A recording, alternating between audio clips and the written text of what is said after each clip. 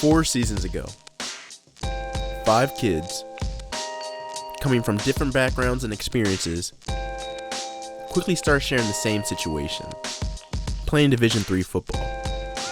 With all the glory of playing college football at the top ranks, a Division III football player's college experience pans out quite differently. Well, I honestly didn't even think about Redlands until my senior year, probably spring break, so it was really late. I sent my film to like a couple small schools, and no one else got back to me except Redlands. I got down to two schools, University of Redlands and Morehouse College, 2 very, very different schools, both private, and what I really wanted to get out of my college experience was something bigger than sports. So like, it didn't really matter to me sports-wise, where I went, as long as it's a winning program. 2% of college football athletes comprised of only 130 programs that have Division I FBS status, which leaves the last 98% being symbolized here today by the University of Redlands. That 98%, for the most part, are not athletically talented enough to play at the highest level of collegiate sports. And it's apples to oranges, really. The differences are endless. From stadium size to locker rooms to fitness centers. One school is making upwards to $120 million off football alone, while many universities' whole endowment is in the same monetary ballpark. Maybe that's why Dabo Swinney had the ability to put a slide in Clemson's football operations facility. They're giving Botox to their cats. It's very fast, so I hear. D3 players don't choose a school primarily for the notoriety or how big the fan base is. They're just playing for the love of the game. I started to then look where I fit in personally in my characteristics, and then academically what kind of majors were proposed. Like I went down Division I schools in which I thought I could play for, Division II schools in which I thought I could play for, and then NCAA Division III schools in which I could play for. One of my high school football coaches who knew a coach here, because I'd never heard of Redlands before that. So the football program started recruiting me, and then from there I was able to visit and find out about how good of academics we have here and how great the campus is. So the final decision was definitely a combination of the two. Just the whole package of university was what I wanted. So there was some athletic parts to it that is like, look, I feel like I can play here. It's competitive enough, and they win. When I came in, they were 13th in the nation in D3 on the rankings. I'm like, look, I want to be a part of that. I want to be a part of a winning program. I've never won anything for real in my life when it came to football. So I felt like this was time for me to, actually put something down and make a mark and try to be a champion. And so I would be lying if athletics was not part of the deal. But the yearning to still be great on the field was ever so present. As their 4 years came and went, the program became conference champions twice, with the hope of adding one in the fall.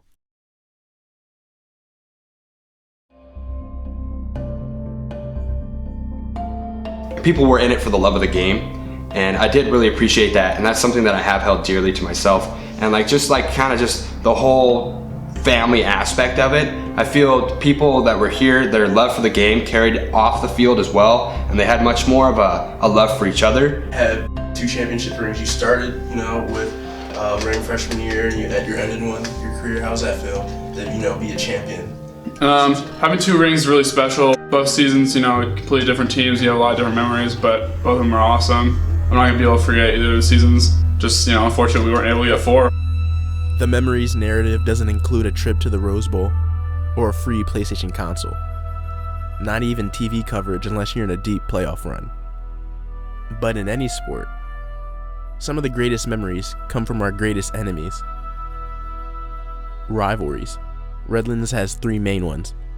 My freshman year was our comeback against Chapman in the second half. Still pissed to this day that they won in 2014. My buddy's friend played at Chapman, and the way he described Chapman was not that tight. The new age rival, the Chapman Panthers out of Orange, California. A state-of-the-art, modern university which screams Orange County wealth. The Panthers re-entered the SCIAC Conference in 2011. By 2013, with their new updated facilities, the Panthers brass started to feel that it was their time to take over, competing with Redlands with recruiting and standing in the way of back-to-back championship goals. Chapman was my #1 school for the longest time. They recruited me, I was going on visits, then out of nowhere, they stopped contacting me, and then I get an email from the linebacker coach thanking another linebacker for coming to visit, and they couldn't wait to bring him in. And I still couldn't get a response back. But that game in 2013, it was a pretty intense game. Punches back and forth. We were rolling through really well. Most riveting game I've seen from the sidelines.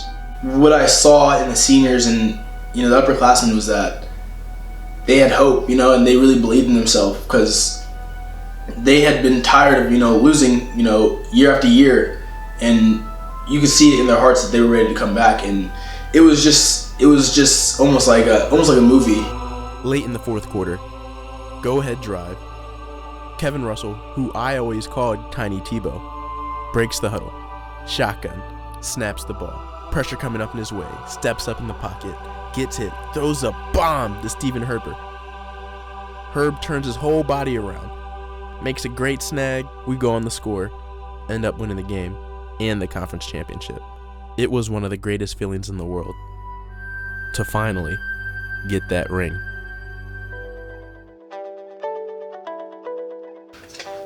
When we were down against Kalamazoo this last year, and the game actually ended up not clinching the title for us, but we all thought we had to win in order to get the ring. The rivalry between Cal Lutheran and Thousand Oaks is deep-seated.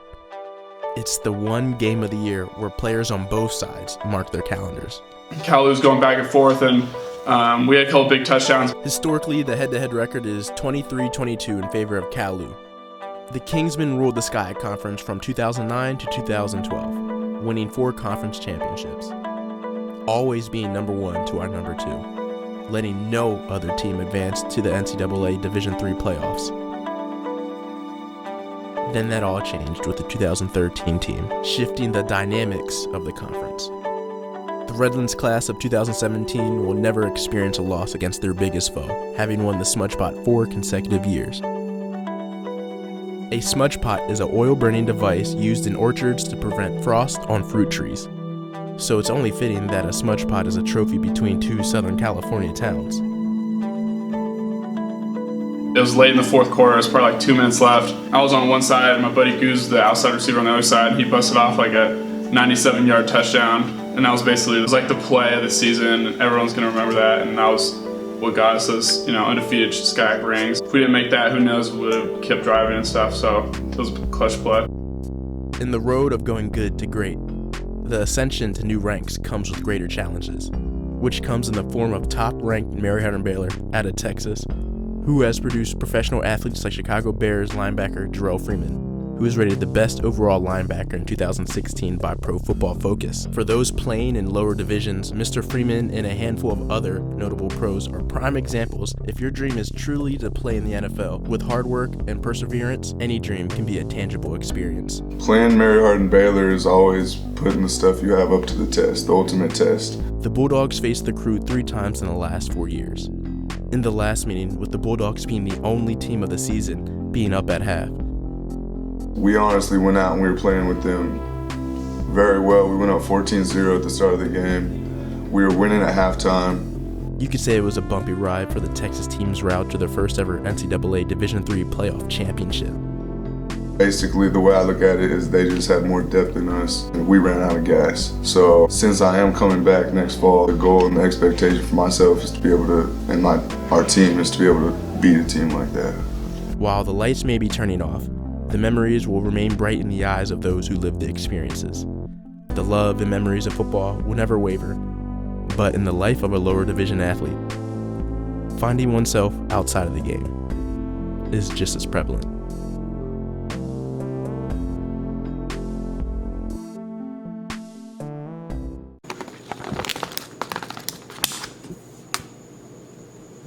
Great question. I really appreciate that question. No, I don't think college athletes are given enough time to really take advantage of the free education that they're given. And it's frustrating because a lot of people say, get upset with student athletes and say that they're not focused on school and they're not taking advantage of the opportunity they're given. I would love for a regular student to have a student athlete schedule during the season for just 1 quarter or 1 semester and show me how you balance that. Football and school don't go together. They just don't. Trying to do both is like trying to do 2 full-time jobs. There are guys who have no business being in school. They're here because this is the path to the NFL. There's no other way. And people think, oh, you're on scholarship. They pay for your room and board. They pay for your education. But to their knowledge, you're there to play football. Isn't he saying this, Anthony? Listen, if you really care deeply about academics, yes. You're not trying to just get out of school. Yeah. If you want to be a doctor, the big con is the coach will say you can do it here, but practice lands right on the labs. Now, I've had coaches tell me this. You want the true college experience, go play Division III. Because the reality with the bowl games and the travel and the conference championships, you want to be a doctor? Those classes you need, they fall in the practice schedule. Choose correctly, they said. Pick a place where you'll get the most out of your experience. But when looking at the student life of a Division I athlete, the school surely gets the most out of them. With the bowl games and the travel and the conference championship. While the NCAA is profiting billions off the indentured servant labor of athletes, we all know what kind of education these players are actually getting. But estimates dwarf the rest of the industry combined. And at the center of it all, in return for fueling this enormous industry, these student athletes are promised something priceless: a free education. But let's go back to Colin's statement. You want the true college experience, go play Division III. What does an actual college experience look like for a Division III athlete? When you take a good look, winning football games are only a small part of the overall goal of college. You still wake up early, lift, have class, meetings, practice, then study. Yet Redlands and other schools alike comes with similar, yet different demands and commitments. It also affords a different opportunity. An opportunity to find oneself outside the sport. Even at small-time schools, football is life, but it can't be life. The sport of football ends for every player at different times. Not every player decides to play all 4 years. Some decide it's time to transition over to the general population early. I honestly felt that I was quitting. Division III, there's no money on the line. If you stop playing, you still have the same academic contract you came onto this campus with. I felt like the efforts I was putting in wasn't resulting in the benefits I wanted to get out of it. All of my major injuries came in the form of concussions. So entering sophomore season, I was already 3 concussions in, and not necessarily, I very much so liked the program, but I started to get more involved academically, so I was more so questioning whether or not I wanted to play a little bit. I knew I wasn't going to go pro. I wasn't trying to go pro. So those, adult decisions all started to come in play. Sustaining my 4th concussion in that camp, and it being as severe as it was, I had symptoms and I had to check in with the training staff for 2 months after the date of my original contact. That was definitely something that it plagued my academics, and I ended up deciding to D-squad, which is Division III development squad, is kind of like our version of red shirting, to come back that following spring ball. However, going into winter break and that whole season and staying dedicated to weights, multiple conversations with family members, I personally decided it was in my best interest to stop playing football for the University of Redlands and to more so focus on my academic career, because that's what was going to further me in the long run. You're living the dream. You're going to college playing football. Not everybody is able to do that. But also, you're getting a great education at a top school. So that's living the dream. And, that was our motto. And, I was living by that. I'm living the dream. What more could I ask for? But then I started realizing, if I'm not going to be able to progress into this game, with this team, and not get more playing time, then maybe it's time for me to start putting more effort into other things, into my academics, and what do I really want to do with myself outside of college. Although you're not necessarily involved with football anymore, like you still are friends with them because you create bonds. The bonds you make with people, if they're good bonds, they're everlasting. I only go to a school of 2,000 kids, so we all kind of have to stay, together. While others continue to play, finishing out their eligibility. At any point did you want to quit, and what motivated you to keep playing all 4 years? So yeah, I didn't get a lot of playing time. Definitely was the hardest year was probably junior year, because I came into the season with a lot of high expectations, and then I was on the scout team basically the whole year. I think what really motivated me was the friendships I made. I felt if I quit, especially during the season, I was giving up on all my teammates, and especially because I saw a lot of my best friends still playing. I felt like that would not be respectful to them or the program that I put a lot of work into.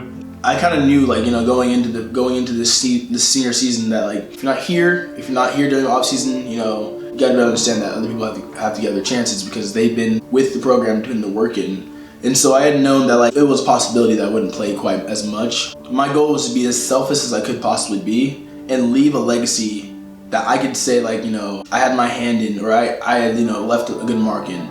And others leave school completely to grow from past mistakes.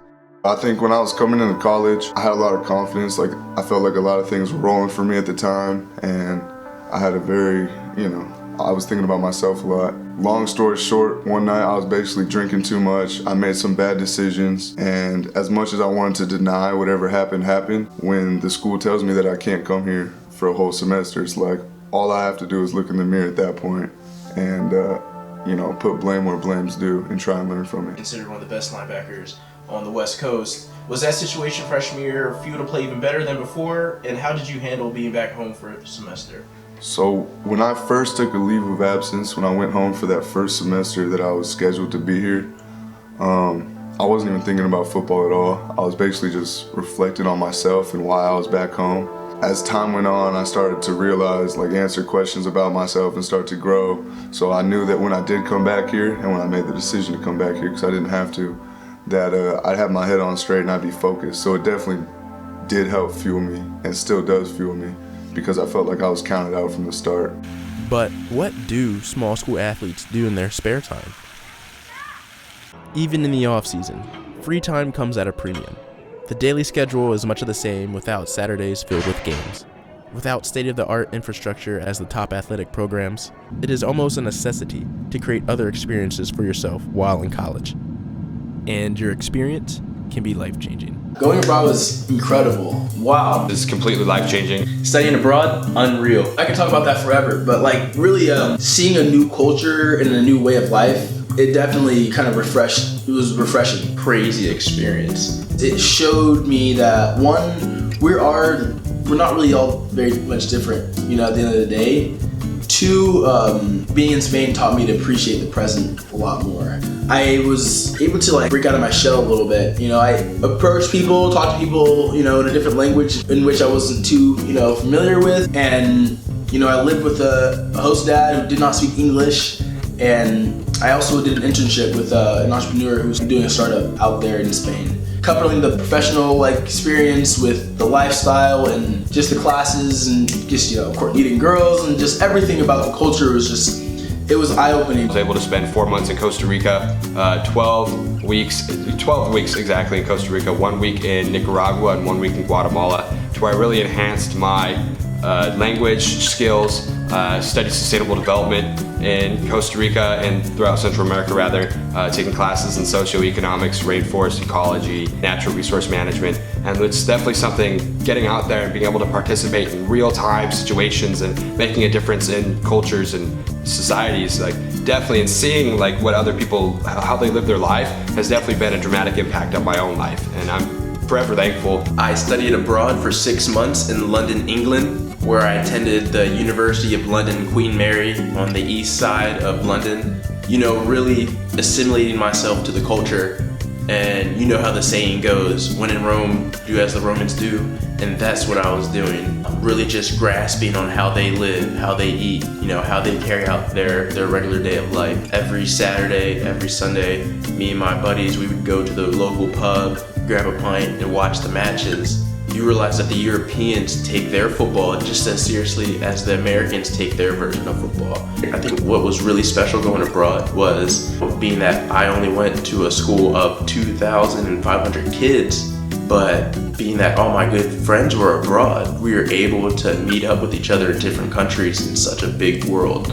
And, you know, not everybody gets to experience something like that, and you can't put a price tag on that. You can also gain experience. Your title? My title is Community Director. You're the Community Director of Cal Founders. Can you just go into that? Like, what are, like, some of the daily things you have to deal with when you're managing so many young kids? Yeah, I mean, there's 170 residents in this hall and 5 CAs and myself. And what it is, it's weekly. It consists of one-on-one meetings with every single CA a staff meeting I have to, prepare for, a one-on-one with my supervisor as well. And basically every single day it's miscellaneous. Like, you don't know who's gonna come to you at 3 o'clock in the morning for something. Being a CA, that's your job to be able to, be that resource for people. So, the most recent incident was our microwave was stolen. Someone thought that'd be a great idea. And what kind of happens is, the entire hall is affected by that, and then it all, of course, comes up to me. It's really hard to put it all in one answer, but this job requires an insane amount of patience, and you need to be very weary or aware of how you, conduct yourself at all times. You want to be able to be approachable by all people, so then when there's an issue, it doesn't end up being like a huge issue. They can go to you, and then you just be able to tackle that issue. Hall meeting, let's go. That's what we have for the Round the Block. We're going to go to a little break, and then we'll get back to Around the Nation before I start telling you why Katie's a cupcake. So I'll see you guys in a little bit. Working at K-Dog Radio has been a wonderful experience. I'm kind of mad that I waited till second semester of senior year to get involved with the radio station. I came in, I said, hey, I wanted to create a show. It was really easy. They said you could set one up. So I created a radio talk show with my co-host, Malia Bates. The turnaround that we tried to go on every Monday after the weekend and talk about the weekly sports news. But I've always had a fascination with talking about sports. I can talk about sports for hours. That's something that I can do every day, all day, any time of the week, 24/7. So for me, it wasn't even work. It was just going and having fun. A lot of people have different celebrities that they look up to, or different sports stars. Now I have those, but I also look up to a lot of radio broadcasters as well, a lot of sports media entertainers as well. Those are my superstars for real. You have your Stephen A. Smiths, Max Kellerman on ESPN for First Take. You have, the OGs from PTI. You have Skip Bayless and Shannon Sharp on Undisputed now. Chris Broussard. Lately, I've been listening to a lot of Colin Cowherd. I love The Herd. He's one of my favorite podcasts to listen to right now. He's very witty. And, that's just something I really like getting into. I also listen to NFL Network's podcast, Around the NFL with the Heroes, Dan Hansis, Mark Sessler, Colin Wolfe, Greg Rosenthal, and just broadcasting my message and my different opinions out to the world is pretty cool, because you never know who your opinions are going to hit. And if you do want to catch some of my podcast stuff with my co-host Malia Bates, The Turnaround, there's going to be 7 to 8 episodes on kdogradio.com/The Turnaround. Go peep that out if you have some time, and hopefully you enjoy that. This is the classic. This is probably what got us off the ground right here. That's what got you off the ground. Yeah, we probably sold 100 of these at least. Wow, 100? Yeah. Jeez.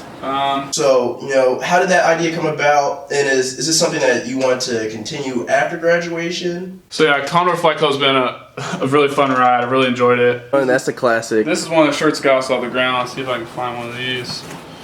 Jeez.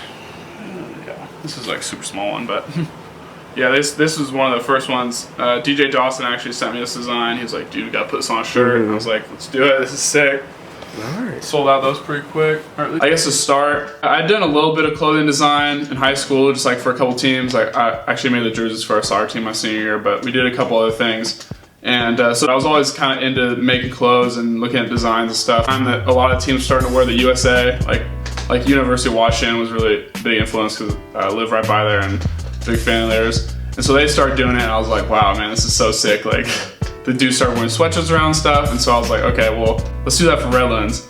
And so I got, I don't know, probably about 5 of those made. They caught on immediately, and then I did one pretty big order, and then, I just kind of stuck with it, and I was like, the bookstore, which basically has a monopoly, they don't have a lot of great products at a good, reasonable price, and so I was like, let's get something good out to the people. They think they're buying at a reasonable price, and I think it's a reasonable price, and it's underselling the bookstore and it looks good. So if you add everything up, sometimes some weeks are slow, some weeks are busy. Sometimes I'll put like 10 hours into it if you take like driving around a lot of places, dropping off stuff to people, meeting people places. And other weeks are just kind of sending out emails. But I do spend probably a solid 3 hours a week just doing research and looking at like new products that I could put out or ordering products from people that want it. I know how to portray myself and send professional emails to people that I don't know, and screen printers that I do know, I'm able to communicate quickly with them. I think the biggest problem is trying to forecast what people want. When I was first starting, like everybody wanted long sleeves. It was like, I swore I sold out XL long sleeves in like 2 days. So I did, it was those Redlands with the Nike sign shirts. So I did end up doing a reorder, and then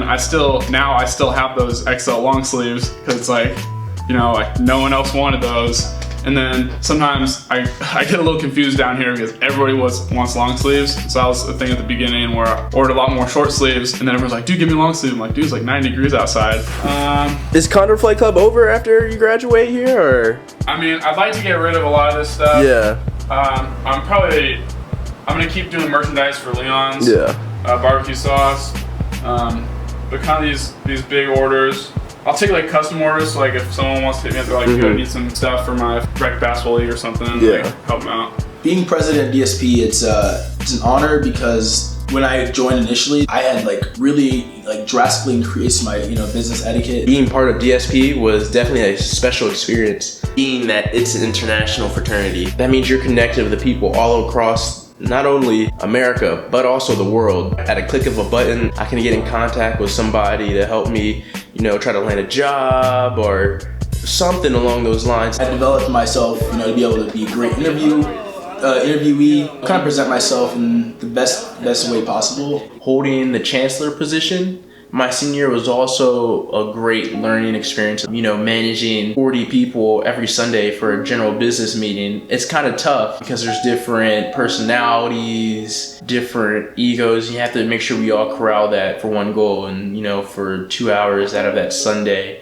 we come together and try to get better as a unit. I knew that in my heart I wanted to leave one last legacy before I had, graduated. It's coming in 2 months now. Being a part of the executive committee board with the president and other top executive positions, we all have a role and we all have to play that role. It's a lot different than being a director of Hall of Residence because one, we all are kind of in sync, that we have to conduct ourselves in a professional manner, and that it's almost more like the business world. I always used to joke around with Dev because we go to a predominantly white school, and on their business fraternity, they have 2 African Americans on their executive board, and I think that's pretty cool. Neophytes, what I see in them is potential to help them grow into a great professional in their field that they want to pursue. And so I guess being president of DSP is in itself really special, especially to this chapter. But you also have that time to experience just being a kid one last time before entering the adult working world. Some decide to play video games. You guys, 2 chances, man! Come on! I am eating you alive! Others compete in intramural sports. So man, let's just go P&W. It's not too flashy or anything, but it really represents us. Well, first of all, it's crazy that there's so many people here from the Pacific Northwest. There's definitely a pipeline down here at Redlands. We almost had a full team of kids from Seattle. And we've been playing on the same intramural basketball team for 4 years now that Jack Peterson's put together. Your favorite jersey? I have to go with the sophomore year's ones with just the P&W and the tree. Those are pretty classic, and we had that pretty big upset in the championship game. And they were saying there was 110 people there or something, and we ended up pulling it out. It was awesome. It was a great environment playing. That's in my memory I'm just never gonna forget. We're looking to go back to back again. That's the goal. Hopefully there's a couple teams that give us good contests. Some join social brotherhoods. I joined another fraternity, local fraternity to the campus, Cairo Psi. I've been introduced to people that I would have never been friends with on campus, being in this organization. 95% of the people I didn't even know. Being in a social fraternity, we do a lot of things. Community service is held at a higher standard. Academics are held at a higher standard. People have good heads on their shoulders, and they're able to I truly am a firm believer that people in this organization are going to go on and be extremely successful in their own lifetimes. Whether or not that's in terms of wealth, or in terms of that's travel, or if that's in terms of having a great family, because everybody has a different definition of wealth, because wealth isn't necessarily in terms of a monetary value, so to speak. And many choose to be social. We like to party. You get your stuff done. Sunday through Thursday, you deserve to be able to go out and to really be able to cut loose and to be yourself. That's part of living, the college dream is partying. And you're going out and you're constantly pushing yourself, if you want to, pushing yourself out of that bubble of comfortability and out of your comfort zone.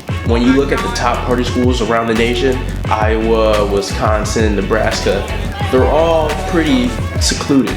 And on a smaller scale, that's Redlands. Being that we were such a small school, we saw each other all the time, so we had to get creative and recreate our ways to have fun and find that different stimulation, but still having that good time. And I wouldn't change that for the world. But this unique experience eventually ends. And nothing is free. And without a quote-unquote free education, schooling debt can be hefty. The Division III ranks, unlike Division I or Division II, are not awarded athletic scholarships. Academic scholarship and financial aid are the only two viable options. So for the 99% of student athletes, they realize sooner or later that they cannot make a sustainable career out of the sport they hold dearly to their heart. Especially when in 2017, each student is $37,000 in debt after graduation on average. But time is money. So how much does college cost for students without full ride scholarships? If making millions in professional sports is out of the question, how do students parlay their education into something that creates income? So the traditional question always arises, what do you want to do with your life? Where do you see yourself career path-wise? What path do you see yourself going down? Where do you see yourself? Well, the short answer before I give a long answer is that I honestly have no idea. College is a 4-year buffer between childhood and adulthood. For Division I football athletes aspiring to become professionals in the National Football League, college football is essentially an internship. It is parallel with any other college student building experience and skills trying to find employment. John Gruden's quarterback camp is an equivalent to a prep meeting for an interview with a company. And the NFL draft is where 253 athletes are offered jobs into a company that's worth over $81 billion in the sports entertainment industry. Given the fact that 99% of collegiate athletes will not have the opportunity to play at the highest level of football. Even though Division III legends like Pierre Garçon, London Fletcher, Fred Jackson, and many others have found success, the majority of us find different avenues to go down. And that's not a bad thing. The skills fostered from sport do translate over to real-world application. So being a leader on a college football team can be a lot of responsibility at times, but I think when I get overwhelmed or start to think about it too much or get in my own head, I just try and remember to be myself. So the first thing I always do is be myself because I think I'm a natural leader and people gravitate around that when I have high energy, a high work ethic, and things like that. Working with young men like myself is great, but it can be difficult just because on a football team there's 100 people, there's so many different personalities, so it's hard to connect with all these different personalities, but I try and do my best to be interpersonal as possible and reach out to as many people as possible, even when I feel like staying in my own shell. Not all athletes have the same interests and passions, making it an eclectic group of people. Right after school, right now my plan is to play pro football at one level or another. Probably in Europe right now. I've been talking to a few people over there, so that would be a cool opportunity to go live there, hopefully make some kind of money while I'm living there. And I'm playing another season here, and then I'm playing, I think the seasons in Europe start in January, I think. So ideally, I would end my season here and like a month later go play there. But I have a few connections that I've been talking to, a coach in France and then someone else in Netherlands, so we'll see where that takes me going down the road. Honestly, if I could go back knowing what I know now, I might pick a different school just because how much I've invested into football, and this isn't particularly a football school in the grand scheme of things, but at the same time, I've had a great time here. I wouldn't take this experience back for anything. So once that dies out, I'm a public policy major, I'm a Spanish minor, and so I probably want to work in the public sector. And I say probably because I'm not sure, that could change over time. I've worked with a youth court in San Bernardino, which was a cool opportunity. I was able to work with kids who are going through this court process, and that really opened my eyes to a lot of things and how the schooling system works. It all kind of started with the research grant that I had and my internship with the water district that I was able to pursue.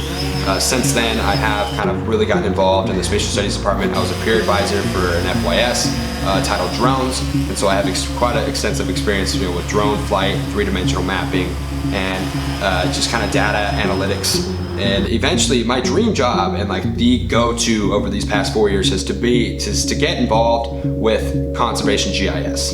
that is my niche. Like, that's what I've done. I worked with the Nature Conservancy this last summer out in Colorado. Truly being out there and like being able to collect data and to send it to an organization that does something that makes a change is such a rewarding feeling. And like, you feel good and you're helping out not only, your direct neighbors, but the entire globe in a whole. And so somewhere that I really would like, truly, this is the end all be all for post-graduation, is a position with professional services and consulting at Esri. It's the Environmental Systems Research Institute, where they are the leading worldwide provider, I think $1.2 billion in annual sales in GIS software, which we are very fortunate to live 3 blocks away from their headquarter campus, which employs 3,000 people in the city of Redlands. Definitely being able to protect what this world has given to us and to be able to manage people like that is something that I've sought out to do. I was very fortunate to be able to get the internship with Target this last summer, and they do a really, really good job when it comes to exposure and hands-on experience. I mean, I think it was within 2.5 weeks that I was able to take on and manage the team. And the hardest part about that was trying to manage people that have maybe worked at Target longer than I had even been alive. I talked to my mentor and a couple of senior managers, explaining to them it felt a little bit awkward. I almost felt like I was out of place. But they gave me really good advice, and it showed that, one, as long as you show that you're coming from a good place and that everyone's goal is to get the work done, and two, know that you have something of value to add to the company, at the end of the day, it all works out. And that was probably the first time I had full on 9-to-5 job. When I walked away from that internship, I took away probably just communication skills, managerial skills, and the ability to realize how important it is to be consistent, because consistency is really the key. You can't be great one day and poor another day. I really want to get into a financial situation where I can feel very comfortable to where I can help out my family. I feel like that's probably the number one reason why I get up in the morning. Have my own business. One, because it's something I can say I had my hand in, I kind of helped create, and potentially be able to pass it on to my own kids. My vision right now is just to work and then really just take in the business of wherever I work at, gain some insight in other countries, kind of just see life a little bit differently in a different lens, and then hopefully that can ultimately help me put together a business that I feel like would be of value. I did end up switching from pre-med to business basically the end of sophomore year, and I'd already taken some introductory business courses. I found that I really loved those a lot more than the pre-med courses. Unfortunately, I was able to finish out pre-med track and do business and still graduate on time, and so I think it's going to be a great decision for me because I still have options. Initially, I'm either going to get scribe certified, so like a medical scribe. They just go with the doctors and now they type everything down and you're in charge of a lot of records and stuff, and that's just pretty solid 9-to-5 job. Or chances with Nike, maybe live in Portland. I'll probably go back to Seattle for sure for the first couple months, and then we'll see. I'm excited to get my degree in business. That's why I came to this school. It's very important. I think it's a very versatile degree. I'm also blessed to be able to have a job lined up for myself after graduation with the degree I came to school for. And that's really important when it comes back to paying student loans and other bills, in the real world. But I don't see myself as a traditional businessman going forward, deeper into my life. I think it just really started with my internship. I was able to land a marketing internship position at this small youth sports broadcasting company about 30-40 minutes away from my school, halfway to LA. Very small company, but it really kind of changed my trajectory of where I saw myself. This youth broadcasting company wanted to get back into the online broadcasting for their youth sports. And they came up to me saying, hey, we see talent in you. I think, you could be in front of the camera one day, talking about sports, being a broadcaster, just being on the TV. And that was really reassuring to me because I've always, one of my dream jobs have always been, a sports broadcaster. Always growing up, I wanted to be one of those people. So to hear that from them was really eye-opening. They said they saw talent within me and they believed in me. Went 10 toes in on that. Not only was I still doing the marketing, I was now practicing 2-3 times a week, going back and forth from school to the studio to practice. Hello, and welcome back to the greatest show on the web, The Turnaround. I'm your host with the most, Art Turner, and courtesy of Kids Sports News Network, I'm bringing you that fire on the daily, where I'm going to take you guys on a ride to the youth sports debate, and then we'll talk about the latest news around the nation. So I was really taking this serious because I really saw myself doing this one day. It wasn't even work. It was different type of work. It was the hard work you want to put in to get better. Are millennials too materialistic when it comes to sports? And I've thought about it. When I bring it back to Kanye West, how he likes to say for African Americans are slaves to brands like Gucci, Louis, Jordan, it's the same thing for kids. Kids are slaves to sports brands. Young athletes are slaves to youth sports brands. And guess who's in power? And guess whose fault this is? It's the generations before the millennials, because they're the ones in power doing the commercials.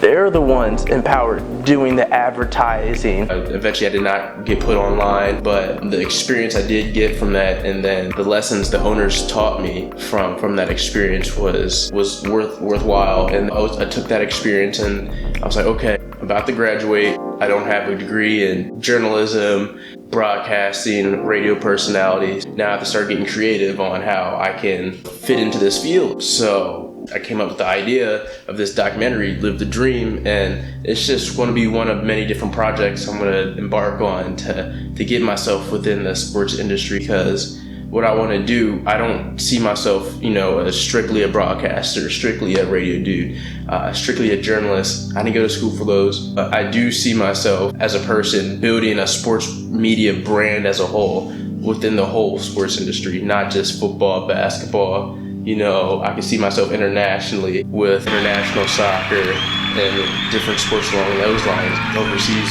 my traveling background. So I'm thinking big right now, and I have a lot of different ideas I want to come into play, but you have to start somewhere. It's the next step of, building a documentary, kind of building that resume, building different experiences to try to stand apart from everybody else, just going 100% every day, trying to get better at my craft and work on that. The buck stops here. The inevitable came. As athletic careers finalized for many college graduates, a major chapter of life closes. But another chapter opens, and the book of life still needs to be written. Jacob Patrick Larson, Mitchell Shepard, Jack Peterson, Devin Laron Appleton, Arthur Turner IV. These new grads, ready for what life brings, are off to new fields, but wouldn't be who they are today if they didn't live the dream.